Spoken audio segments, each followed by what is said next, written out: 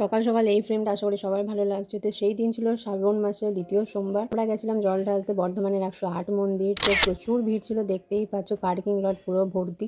আর সোমবারেই গেছে যেহেতু তো প্রচুর ভিড় তো হবেই। গিয়ে এইদিকে সব খাওয়া দাওয়া করায়, যে প্রসাদ দেয় ওগুলো। তো ৫ টাকার টিকিট আমরা কেটে এন্টার করে নিলাম।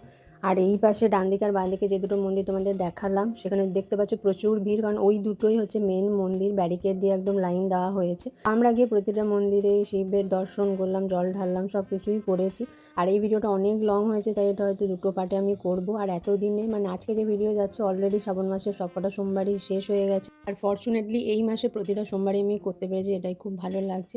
আর এখানে এই যে নতুন জায়গাটা দেখছো, খুব সুন্দর করেছে। একটা প্রথমেই নন্দী মহারাজ, তারপর শিবের মূর্তি, নতুন নতুন অনেক স্ট্রাকচার করেছে। এটা যে ঘন্টা অনেকগুলো লাগিয়েছে, এগুলো সব নতুন নতুন হয়েছে। পরে আমরা মেন লাইনে ঢুকেছিলাম, যেখানে আমরা পরপর এই যে মন্দিরে গিয়ে জল ঢালবো।